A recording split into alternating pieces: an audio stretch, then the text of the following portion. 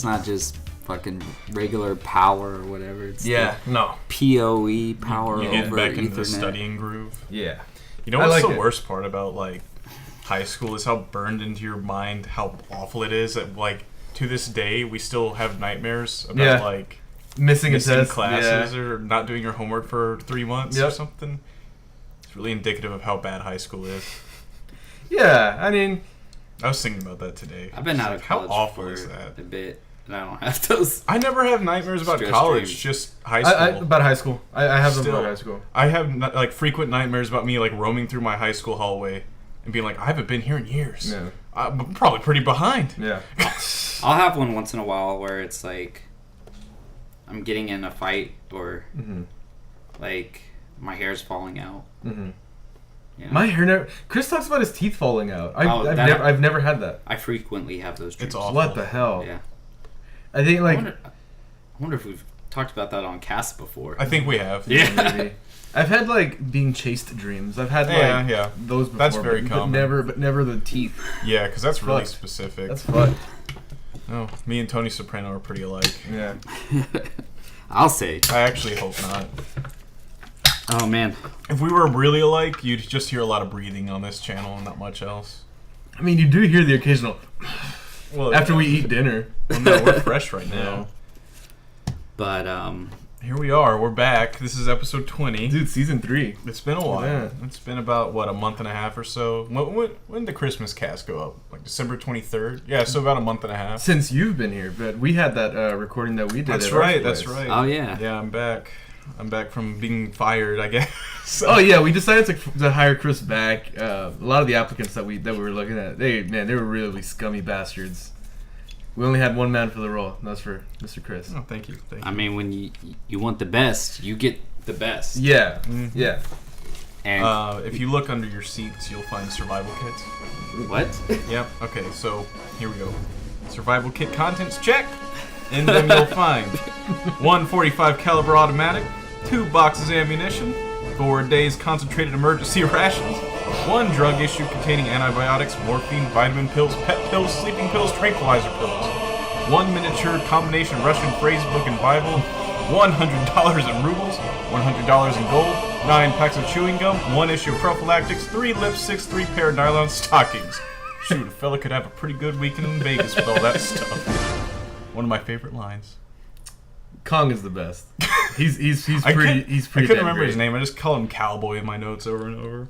His nickname is King Kong. That's what I was reading. I was going through because I was writing down. I'd forgotten some of the names, and that's his nickname. It's like actually, I can reference it right now. It's funny. Like a lot of these people have weird nicknames that they don't really mention, or they maybe mention once. Yeah, Major King Kong is like. Did you pay attention to the other names at all? Yeah. I mean, Turgidsen's pretty on the nose. Jack Ripper is pretty on the nose. Merkin Muffley. Yeah. Do you know what a Merkin is? Do you? Yeah, like when you're, playing Team Fortress, you just No. you merc somebody, and then when you're eating muff, it's like. Well, you're close. Okay. Yeah. Gotcha. So Okay. to my understanding, and this I don't understand why it exists in the first place, but to my understanding, a merkin is like a toupee for a woman's pubic area. What the hell? That is so outdated. Wow. That's amazing. I long for those And days. then Muffley, of course. Jack Ripper was pretty on the nose. Jack D. Ripper. Yeah. Remember that. Jack. Colonel Bat Guano. I like that guy. That guy's great. I love him. He has my favorite quote in the entire movie.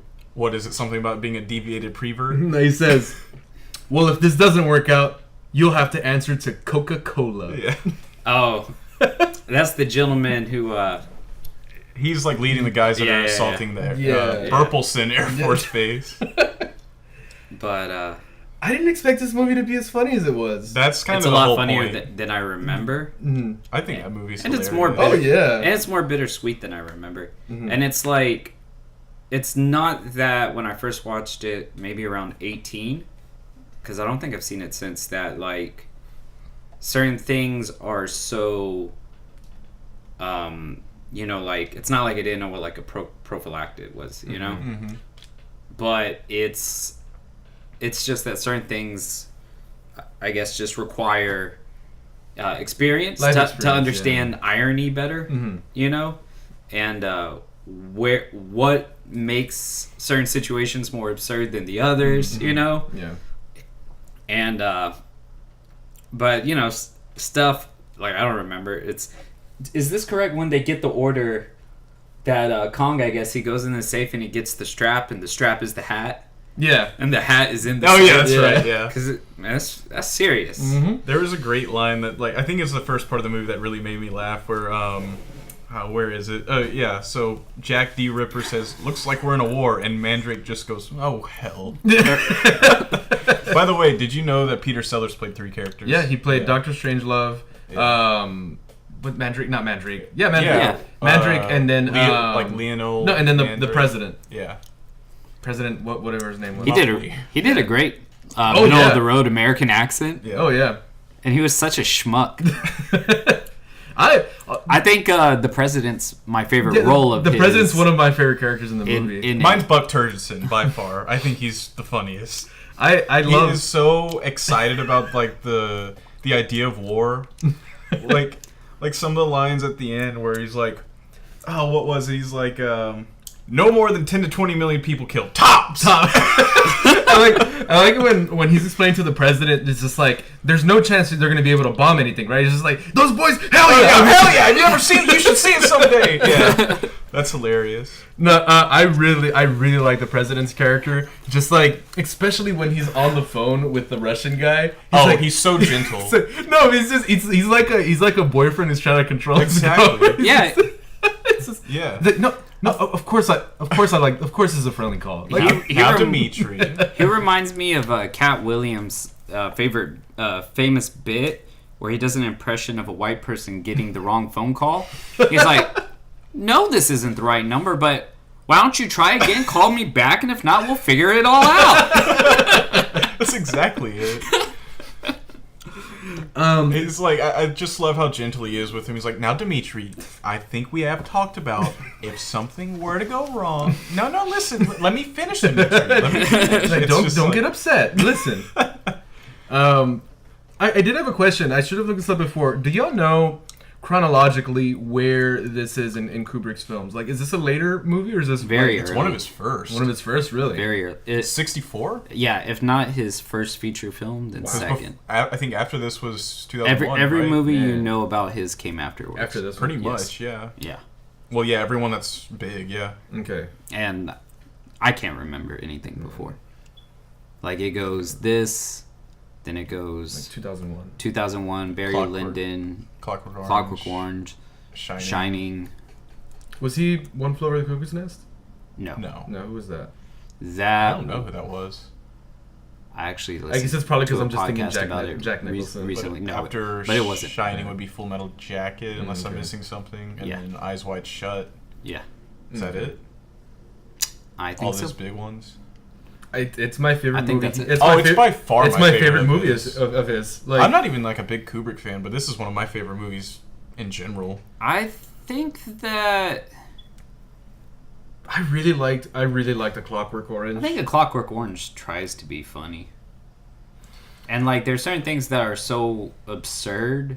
I mean, yeah, it is funny, but it's not the same way. I think it straddles some of the same lines though, how it's just like something super horrible is about to happen or happening, and still there's some humor interjected in it. Yeah, to me though, the tone just didn't hit me the same way that Dr. Strangelove did. I agree, and I think that, I mean, I kind of have been thinking about films in kind of a different way. I was listening to, like I said, I've been listening to a podcast called Unspooled, where they're going through the AFI Top 100, and I don't think a lot of the movies we've done have intersect. I think Doctor Strangelove. It is. It's like in the 50s, but they haven't got to it yet. But a point they brought up is just like how many movies are, because what's selected. Those. There are good reasons why those may be top 100 films, but it also says a lot about film critics, society, and what they herald, you know? And so they did do a Clockwork Orange, and you know, those movies, all the 70s movies had all this violence and machismo, you know, and it's like it was a lot of guys working through their like draft dodging guilt, like Scorsese, Coppola, maybe not Kubrick, but he, you know, did participate in that kind of vein with the Clockwork Orange, and it's like, wow, like all these films have all this in common. And one thing that they found out was like half the movies they've only gone through, like 20, have to do with incels.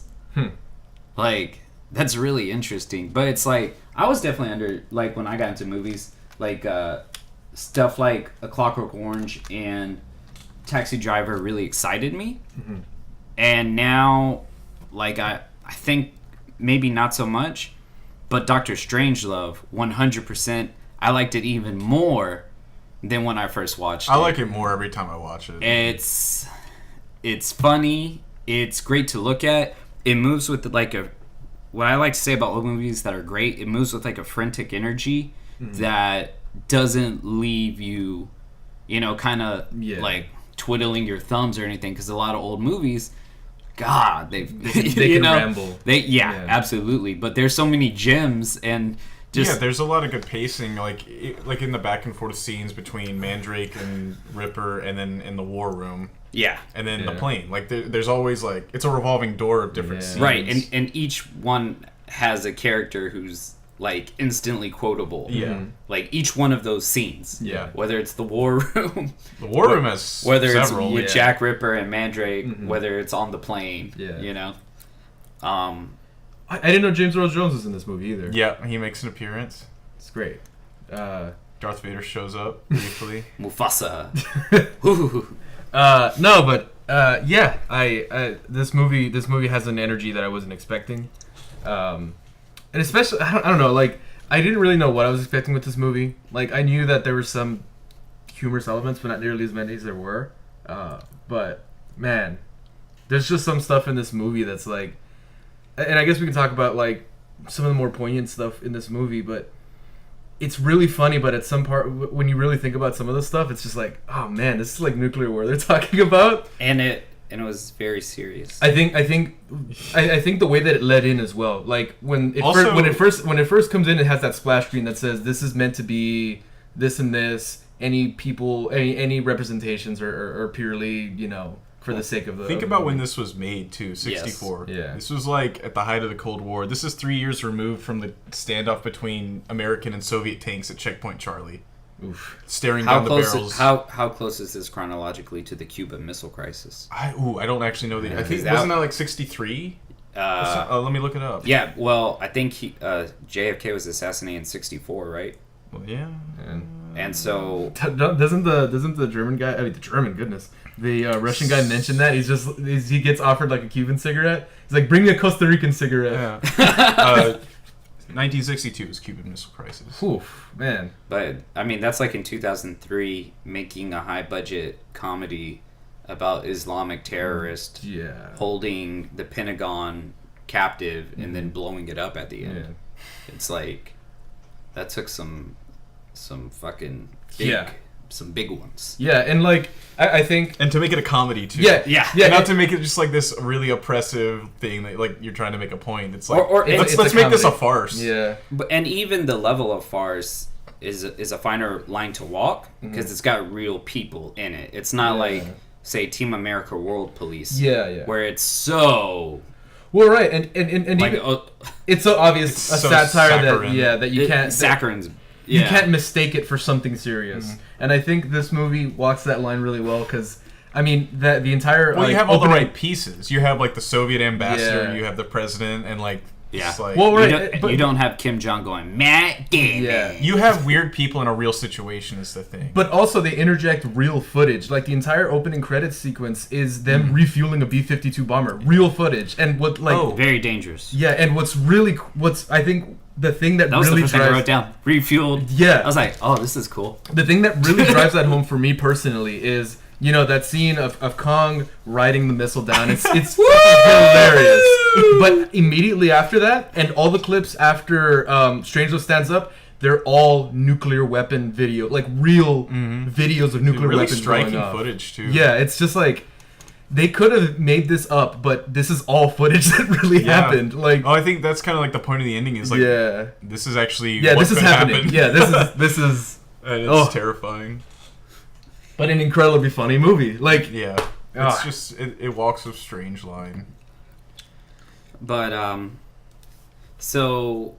Before, let me cut you off really quick. You were talking about real footage. The footage of the guys assaulting like the Air Force Base looks real. Oh yeah. Is it not? Is it? You know what I'm talking about? No. When the MG is shooting the people when they're invading, when they're trying to get in contact with Ripper, right? No, it looks real. I don't think they are, but I did put a note that about that scene, like the sound design and everything is really top notch, and it's all played very, very realistically with the squibs going off in the dirt and everything. Yeah. It's like wow. Yeah. You know the one thing that leads to me like I could just look it up if it's real or not, but like the one thing that tells me it's not is that one shot of the billboard that says "Peace is our profession." Oh, if that was real, that would be the most famous thing ever. Oh yeah. Yeah. That's like I think is that like a Megadeth album? No. Did you see the briefcase? Peace sells, but who's buying? Did you see that one like binder Turdston has that says like Megadeth. World Targets and Megadeths? Yeah. You know what? I think maybe that is where Megadeth got all those ideas. Probably. Peace sells, but who's buying? And the actual name Megadeth. Oh shit! I'd look that up. Shout out to Dave Mustaine. Yeah, we should. The best. Shout out to his son Justice. Best member of Metallica, Dave Mustaine. Number one. Rest in peace. Rest in peace, Metallica. No, but yeah, some of that stuff seems really real. Like, I know that there's a shot in that same scene as well where they're like just panning over what's happening and there's just like a guy on the floor dead. And you know what? It's like, oh. I think that's maybe what contributes to its unique tone is the fact that you have these moments, like all this absurdity. It's not really slapstick ever, right? And then about every 20-30 minutes you have like these interjections of realism. Yeah, it cuts so it starts off with a few minutes of realism, watching the planes refuel. In the middle, you have that scene, right? At the end, it's bookshelved with the, the explosions and everything. So it's like it really masterfully sets a tempo. This movie is nervous laughter. Yeah, yeah, it is. There is. Oh, what was I gonna say? Oh, I completely forgot what I was gonna say. I got a lot of notes, but I realize is that so Kubrick is really known for like his mechanical parts, right? And there's a lot. He has a lot of infamy for treating actors badly, like Shelley Duvall and Tom Cruise. Right? She kind of deserved it. Chris, have you heard the Tom Cruise anecdote? No, I haven't. Have you? Is it the thing about the however many retakes? Oh, like that's he has to do right. like a shit ton of retakes. Do you know why? Why? Because so there was a scene in Eyes Wide Shut where Tom Cruise had to walk through a door, right? And Tom Cruise has an X-Men power, which works great for 90% of the Tom Cruise movies, which he knows exactly how he looks from like a camera third-person angle at all times, right? And he does accordingly, right? And he just couldn't turn it off. And Kubrick was like, no, walk through it like a normal person. And he's like, no, like walk through like a normal person. Not a movie, Yeah. And but at any rate, so he's more famous for editing, shot composition, and things like that. But what really stood out to me, all that stuff's really cool, but is like the characters, right? Which isn't like a Kubrick thing. Like in The Shining, I think about the symmetry of the hotel room, the weird shit that they interject in the rooms. Yeah. In Full Metal Jacket, it's some of the dialogue and kind of what happens, but it's like the characters are all really interesting. Like fucking Jack Ripper with his grain alcohol. Grain alcohol Oh and my rainwater. god, yeah, rainwater. Like, Avoiding the fluoridation of... Holy man, dude! When he started talking about that, I'm like, what the fuck? What was it that, It's like... his- I don't even think he said anything, but he was like... He was explaining to Mandrake his whole thing. He's like, the fluoridation of water and everything. He's like, it comes up many times. This theory came to me, or like I interpreted this feeling after the act of love. in the act of love. It's Not his after. essential this feeling- bodily fluids. He was like, this feeling of emptiness can only be something done by the communists or whatever. It's just like, Something women like that. sense my power, Mandrake. No, and I definitely get that. Like, I would say the characters stand a lot, but I did also get some of the stuff that you were saying Kubrick is also known for. I mean, of course it's going to be there. So, like, you know, stuff like Kubrick throwing cameras out of windows for Clockwork Orange, or that scene when... that's that scene really when cool. Barry Lyndon's known it's completely done with natural lighting. Yeah. Even though it's a historical piece. Or like the axe swinging scene, how the camera follows the axe in The Shining. Yeah. Stuff like that. There's some stuff on there like that tells the story in the way that it's shot that I think in this movie does really well. So there's scenes where, you know, they're going through the tedious task of turning on the switches and talking about the switches in the those airplane. quick zooms. Yeah, that stuff is awesome because the thing is, I knew, and the audience knows exactly when the radio communications go off because you recognize what the instrument panel looks like after them having shot it for 2 minutes. Yeah, and then the missile hits them. And the missile hits them, and then you see that the console that they used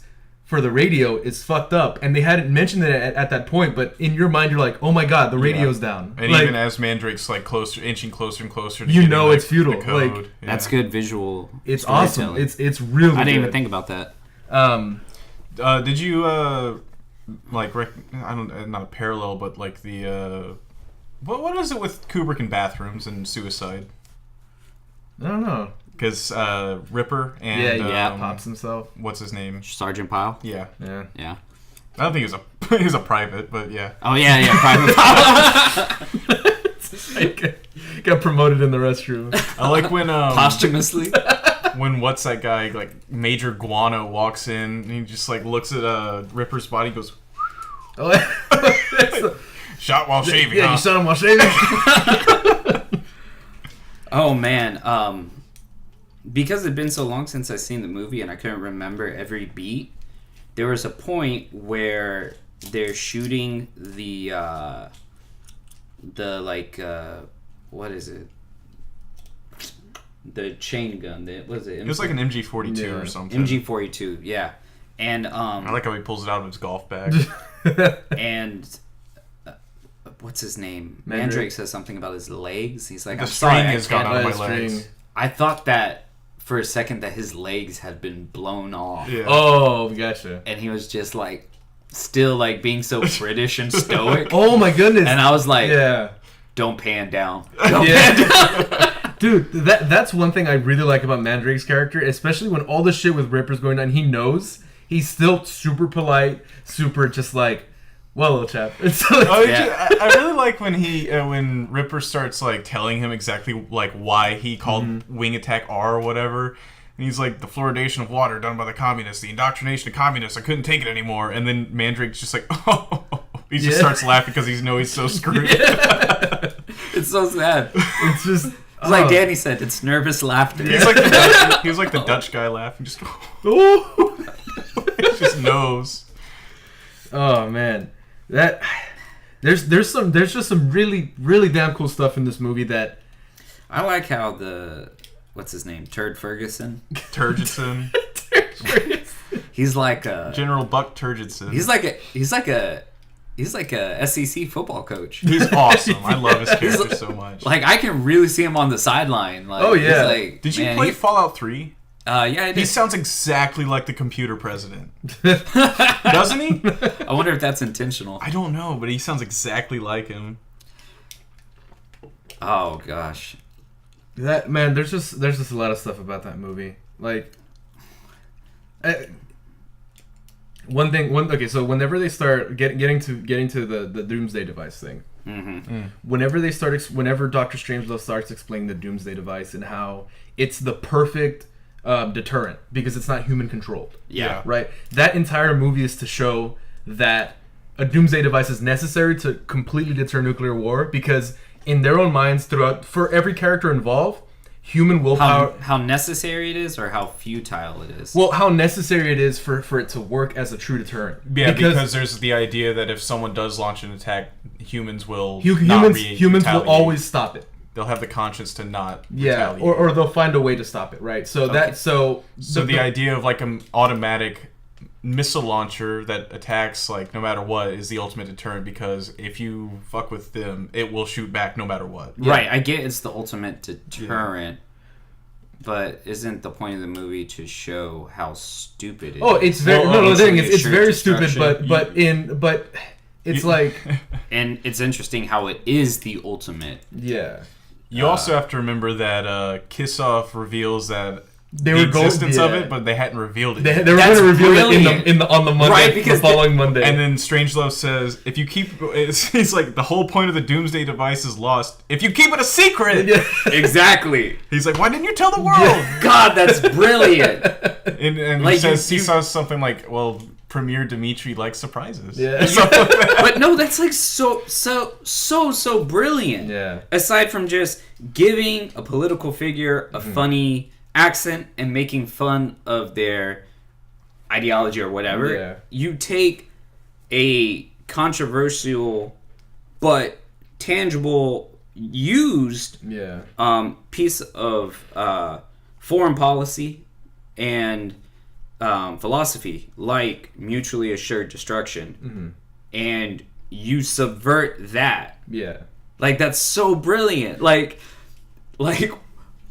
you said, like the ultimate deterrent, and then no one knows about it. But except for the fact that all because they wanted it to be a nice little surprise. Shit. But this was a book first. It's not like Kubrick or the writer came up with that, right? I'm pretty sure it was a... It was a book before this. I forget. I had read that it was based on... God, that's smart. But what I mean, though, with that, like, in my own mind is, whenever the president is having the conversation with the Russians... Yeah. If it wasn't for the fucking doomsday device, everything could be solved. Yeah. Right? So there's no real... Like, up until that moment that they know that the doomsday device has gone off, they're just like, oh, of course this can be fixed. That's why the president isn't freaking out whenever the Turgeson tells him about it. Yeah. It's loosely based on the thriller novel Red Alert. There you go.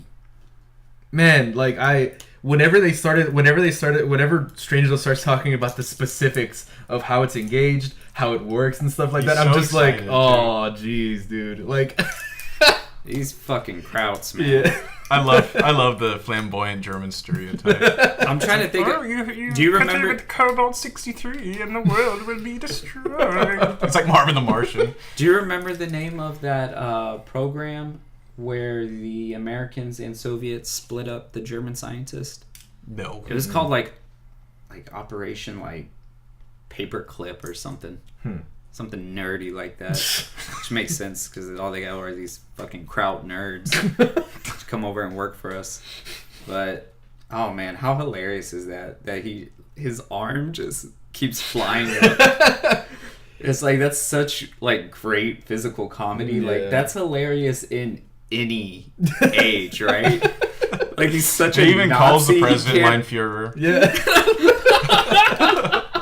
That last line is incredible. I can walk. So I have a question about that. Was the whole point of him being able to stand up and walk to be like, yeah, I'm suitable for the 1 man to every 10 women thing? I think is that the idea behind it? Because that was like hot off the heels of his old Yeah. proposal. Yeah. He's like, of course we would have to find someone suitable. It's like,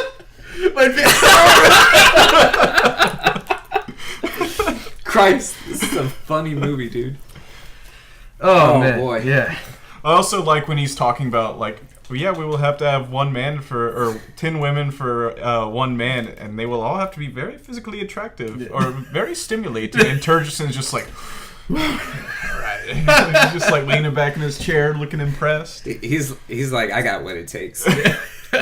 That movie is just so chock full of hilarious stuff that, like, again, like, if you're not paying attention to it, like, let's say if English isn't your first language and you were watching this movie, you probably wouldn't pick up on some of the stuff. if it wasn't like properly translated. But like That's true. no fighting in the war room. Yeah, like it's just a lot of the tone they say stuff with. Like when the president's talking about bringing Kiss off, and he's like, "But he's gonna see everything. The big board. big board." Oh, I love that he still takes a picture of the big board on his watch. You know, man, I mean, I think it's like that mix of like just absurd, Oh man. not full deadpan, Yeah. but like a little bit to where it reminds me of like the Japanese sense of humor that I really, really enjoy. And gosh, man, it's great. What's your favorite line from the movie?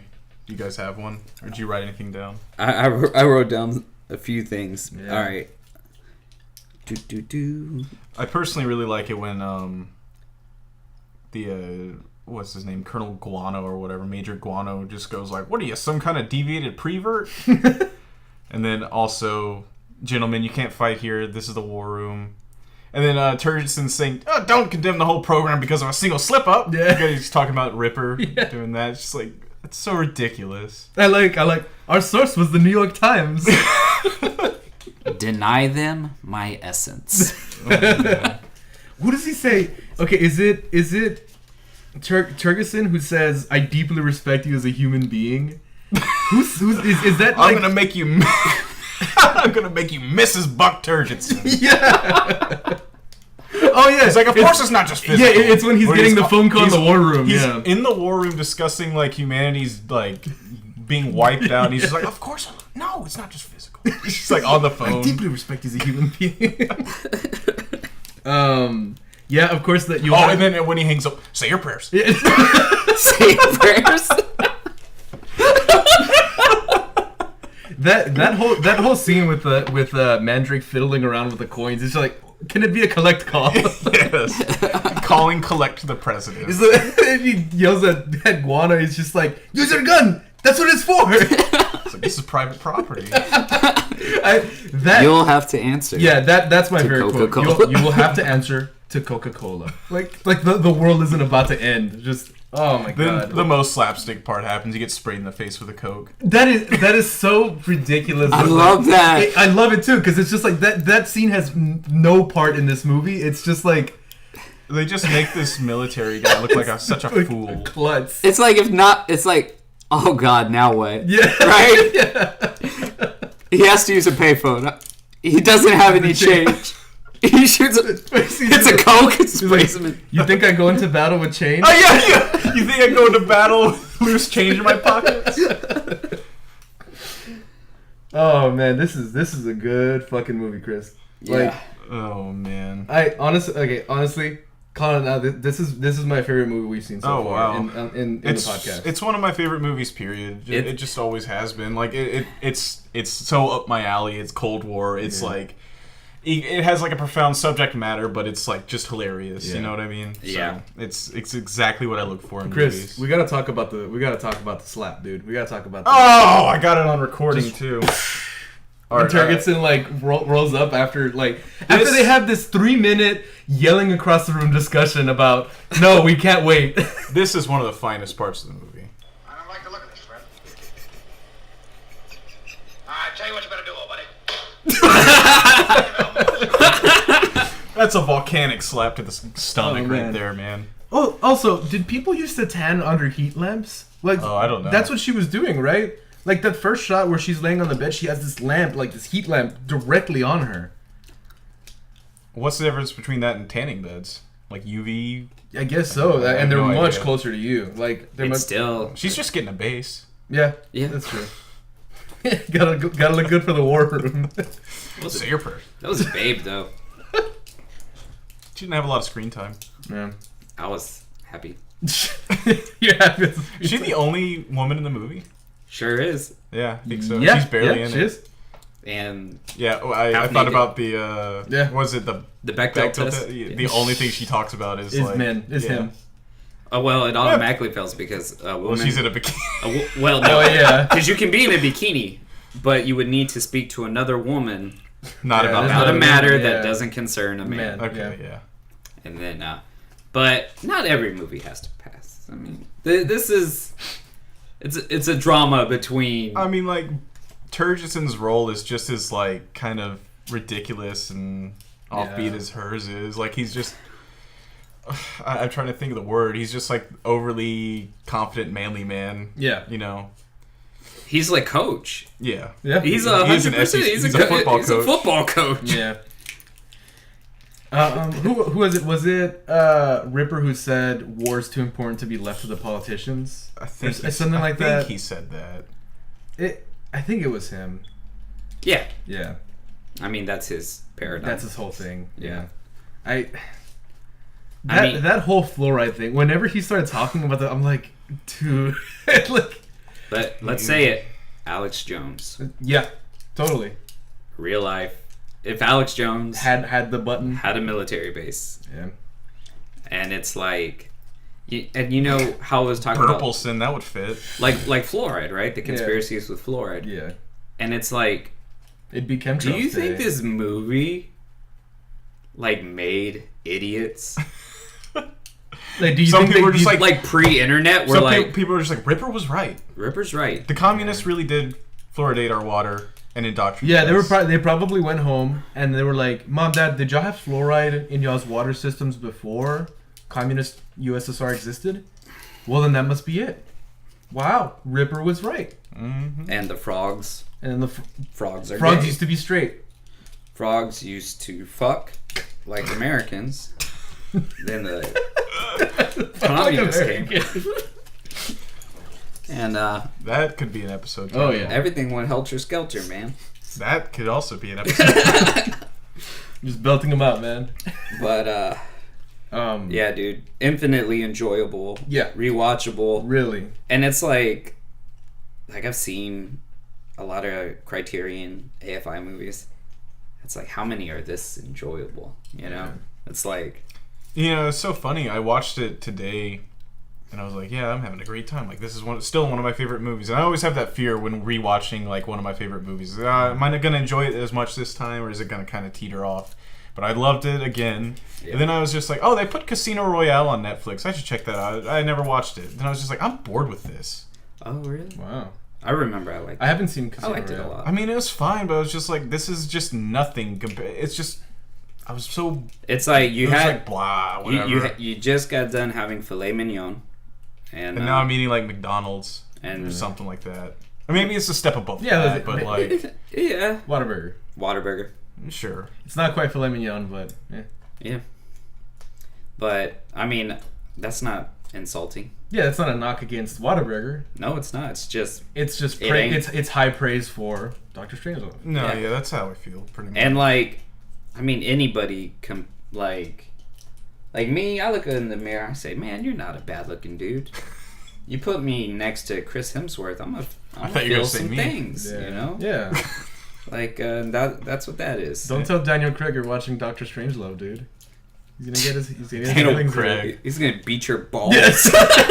I didn't even get that far. Like, still look good in the GQ magazine whooping your ass. Whooping your balls. Specifically. That's what he does in the movie, Danny. Yeah. Wait, really? Yeah, they beat his balls. Mads Mikkelsen does that. They put him in a chair. I could be remembering this wrong. And the base is cut out. And he like hits him with a rope, right? And and he like gets the rope and you see him make a knot and you see him like fling it under the chair, whacking his nuts. Just whoop pop. I was like catch Casino Royale, man. It's on Netflix. It's nut-tastic. You heard it here, folks. Let's watch Casino Royale. Nut-tastic. That's your next pick. Nut-tastic. Anything else we want to say before we move on? It's a good fucking movie. That's all, man. I'll just say that again. It's a good fucking movie. I very, very, very happy with the movie. It's really good. I like Space Odyssey more. I meant to... Really? You like Space Odyssey more? Yeah. I think Space Odyssey stands alone. Could you... hard science fiction. Yeah. And but that to me still falls under the category of not really enjoyable movies. I don't know. I was about to say, how many times have you seen Space Odyssey? Twice. Twice. Yeah. Would you watch it again soon? No. Yeah, I have no desire to ever see it again. I think that for me is why I love Space Odyssey. I think like as an artistic piece, it's flawless. I mean, it is a fantastic movie. I just don't think I'll ever watch it again. That's the thing. I don't know if I could sit through it again, or not. Oh, I will watch it again, but it's just, man, I really got to put aside time to watch it. Yeah. This movie is not long. It has incredible pacing. It's hilarious. Quotable. Yeah, like it's fun to look at. And honestly, they're completely different movies, of course. Oh yeah, you know, I will watch Strangelove probably once or twice before I watch Space Odyssey. Yeah, same here. Like I'm gonna wait till my kid's like 11 and I'm gonna be like, "You want to see some cool shit?" And then we're gonna watch. You want to see Daniel Craig getting his nuts slapped? They were gonna watch Daniel Craig get his nuts slapped. They were gonna just like go ham on some DMT. Oh. We're gonna watch Space Not gonna be awake for the movie. And my wife is not gonna know. And we're just gonna be pew. The sound of Daniel Craig. Me. That's his nuts. That's the sound he made. He goes, "Oh hell, Oh hell. Oh hell. You, I meant to do a little more research on this. There was like a whole article I had pulled up. I just forgot to read it. But like, besides the names, there's like a lot of sexual themes in this, such as the refueling scene right off the bat, and the whole big board is Russia, the landmass, and then all the planes like sperm cells going into it. Like I meant to look up more into that, and if there's like other stuff I missed. I think even entertaining it, so saying that those things exist for the purpose of representing sexual functions, I can't. Well, plus Ripper's whole thing, Right. Yeah. the names. That's it. That's the only thing I can think of. Communist infiltration, the infiltration of, a person into another person via fertilization. But like, what does that have? What does it have? What impact does that have on the movie? And what would Kubrick, who you can say clearly he's making something like mutually assured destruction look stupid, right? He's making the military-industrial complex look stupid. How does that, even let's say it is, how does that contribute to those salient points that we can recognize? I don't think so. I just don't. Or I can't see the link. It's not readily apparent to you. Yeah. I mean, it's not to me either. I just think it's funny, like all the different. No, and things. I enjoy think pieces and everything. Yeah. And oftentimes like the good symbolism, and sometimes like the obvious things are true.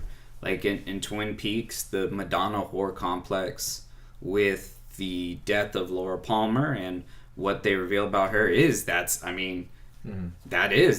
a big part of the themes and everything in Twin Peaks. And so like you can have those think PC ideas and they be absolutely true. Yeah. But at the same time, are all of them, or is anything you can think of? Not necessarily. Yeah. And usually they'll come out to you. Once you see it, you'll be like, oh, okay. Yeah. But It's a good movie. yeah, man. I mean, so your favorite Peter Sellers was who? Because I like the president. I really like the president. Just his damage control thing throughout the entire movie. why is he not on awesome. top of this? Yeah. Like, he's drunk. Yeah, I mean, he's that. Yeah, he'd have to be my favorite. Now, Dimitri, we both know that. Now, if I didn't like you, maybe you wouldn't have gotten a call at all. Yeah. You can sense the hesitation in his voice. Like I maybe should say this. But yeah, that's my favorite one. yeah, Chris, Mandrake's pretty tight. I really do. I like them all, but Strangelove has the most dense, per volume. But I think I like Mandrake. I just like his whole thing of being trapped in there with a maniac. Oh my gosh, what a plight! I like whenever he knows that I feel so incredibly bad for Mandrake. when Ripper, he knows Ripper's on his last leg. He's just like, come on, you'll go fight them, and I'll carry your belt for you. And it's like, yep, take a shower, go freshen up a bit. Poor guy. Oh man. Why is it called Doctor Strangelove? He's Yeah. barely in the movie. Okay, yeah, I was about to ask that. Why is he the? Why? I mean, He doesn't really facilitate much of anything. Chris, you ask why, but as a podcast man, you know, you have the one earworm, the moment of zen, You're right. and for Kubrick, that was his moment of zen. Yeah. Yeah. Yeah. We're all trying to keep our arms down. Yeah. I mean, they are. Yeah. Like, it's easy for me. They're really I'm struggling. struggling, dude. Chris and Daniel. I love that really first shot struggling. of him like passing the cigarette between his hands. He's just like, Oh, he's having such a hard time. he's just so excited about all of this too, though. Like just the whole talk about the Doomsday device, you could see his eyes light up. He's just like, oh, look, it's so good. Fucking bastard. And the thing is you know, Why was he at that table? You know, as well? Like, why was he? Why is he there? Yeah, like you know, he's a cartoon of honestly some people we must have ended up with, right? Sure. Like following World War II. Yeah, like Operation like Paperclip. I hope it's not called that. like a scientific defector or something It's like Operation that. Paperclip for now. Yeah, like a high level No, nuclear. we got straight up war criminals yeah. working for us. We did. I mean, The ones still that, are. the ones that didn't make their way to fucking Argentina. Yeah. And now they're fucking us in soccer. That was Bastards. that was the Nazi long game. That was. oh shit. Yeah, man. You're right. God damn it. No, but fucking killer movie, man. This is my favorite movie we've seen this entire in this podcast. Really, Oh. really good shit. Glad I could provide. It was so fun. But, you know, as soon as it came into our lives, and now it's gone. It's gone. We can't watch it again. Damn. What's the ending song that plays right We'll now? meet again. Yeah. And though we come. Verolin. We'll meet again. Actually, so I knew a little bit about that song prior to watching the movie. I knew that it was the ending song to this movie, but there's older versions of that song, and take this with a grain of salt. But she said she talks in the song, in this version of the song, which is like the most popular one. It's her speaking in first person about how she's going away to war. The original version of the song was about how her love was going into war and how she was staying behind and how she would relay the message. Well, that's interesting. I wonder why they stuck with that one and not the other one, or like the older one. But again, that's just because in particular it reminds you of that because there's an episode of Futurama that ends with that song, but it's the older version of it. Oh. So it's not that version of it, the one that was in Doctor Strangelove. But still, it's a good song. We'll It's a meet great again. ending. Don't know where, don't know when. All right, it's your turn. Bum, bum, bam. So I've decided to switch things up a bit. Whoa. I feel like that happens every time. I've decided to add another PG movie. Oh God. Oh, Chris is wait a like, minute. oh, these baby movies. Was PG. Yeah, this is Strangelove is PG. 1964 PG. It was like a hard R. Yeah. now, you know what I'm saying? For them, it was. Yeah. So this is a PG movie. It was filmed in 2011, released in the USA in 2012. It's actually, and forgive me, Chris, because you had mentioned this like a couple weeks ago that you wanted to. This is actually a documentary. Oh, cool. We haven't done a documentary. We've never done a documentary. Great job. Oh, all right, hold on. What year? 2011. 2011. It released in 2012. Was the director German? Nope. Damn. He's American. What were you thinking? Maybe Grizzly Man. Oh. Werner Herzog. Ooh. No, it's a independent lens film, which is a PBS company. It's directed by David Gelb, who also created the Netflix series Chef's Table, which is still going on, I can guess. and also created The Lazarus Effect, which has a Rotten Tomato score of 16%. Oh no. No, but this documentary has a 99% on Rotten Tomatoes. It's Jiro Dreams of Sushi. I knew it. Ah, Have you seen it? yeah. It's really good. Have you seen it? I've seen a little bit of it. I haven't seen all of it though. Well, you're in luck. You're gonna get to see all of it this time. It's Cool. free. Let's buy sushi next week. Yeah, totally down. Some Randall's sushi. Man, I'm gonna have yeah. to try really hard not to dip into my like gold Japanese accent. I mean, Oh no. Dude, You're gonna have to really have to try. It's hard. Already, my mouth is contorting, and I'm just. Driving on your way home, going, oh. Can you give us a little sneak peek? Come on, let's see it. Let's see it. Put them on the spot. No, yeah. That's what I'm here for. Yeah, the documentary is called Jiro Dreams of Sushi. It's free on YouTube and Netflix. I can read out the quick synopsis of the documentary. Jiro Dreams of Sushi is the story of 85-year-old Jiro Ono, considered by many to be the world's greatest sushi chef. He is the proprietor of Sukiyabashi Jiro, a 10-seat sushi-only restaurant inauspiciously located in a Tokyo subway station. Despite its humble appearances, it is the first restaurant of its kind to be awarded a prestigious 3-star Michelin Guide rating, and sushi lovers from around the globe make repeated pilgrimage, calling months in advance and shelling out top dollar for a coveted seat at Jiro's Sushi Bar. And speaking of top dollar, I looked up what the actual meal costs. It's $30,000 yen a head, so that's $300 a head. Oh, Affordable compared to other Michelin restaurants. Yeah, and I mean, to be honest. And I mean, it was the first 3 Michelin star rated sushi restaurant, and it's like in a subway station. yeah. That's interesting. Famous patrons have been Shinzo Abe, who's the Prime Minister of Japan right now, and Barack Obama. It says Prime Minister of... Yeah, he quoted Prime Minister of us, America. America. Hey, ISIS. North America. Hey, let's talk afterwards. All right. Watch Dr. Strangelove. I was hoping Danny would say loose change. No, it's my favorite documentary. I hate using this phrase, but I love food porn stuff. I love stuff that, and Chef's Table is a good example of that. Like, your mom's gonna listen to this. Oh no.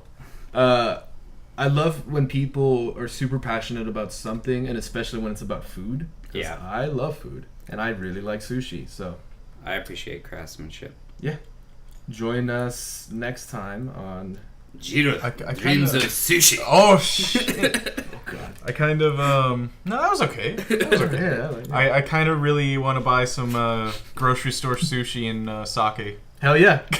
I'm totally down just to watch the documentary and go like, man, this sucks. No, I mean to consume while we talk about it.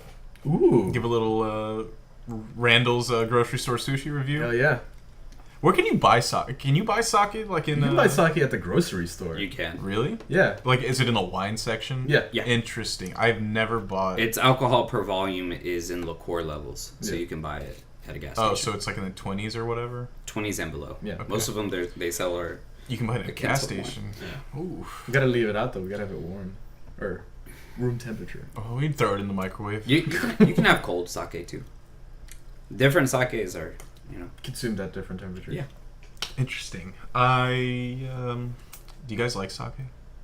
I feel like I've had it before, but I honestly can't remember. I enjoy I it. think I've had it once. I don't enjoy really it remember. occasionally, and when I like to drink it, I like it to be predominantly what I'm drinking for the evening, and it's because the stuff I like is maybe 16-18%, Mm-hmm. and that not proof. Mm-hmm. No, yeah, proof. Yeah. And but like wine, it's got a lot of sugar and phosphates. Oh and no. So it's like, Oh wait, no, I have had it. I had it at Agu Ramen. It was like it came in this like really really cold bottle, and it was like it was either like blackberry or like lychee flavored or something yeah, like that. the ones that plum sake is really Yeah, famous. yeah. And so that one is often chilled, but like the more traditional rice sake is served warm. Mhm. And but yeah, I like it. I used to have nifty little glasses to serve it in, but they broke. I wouldn't mind delving into that just for the sake of the podcast. Sure. Why not? I'd be done with that. Hi. Hi.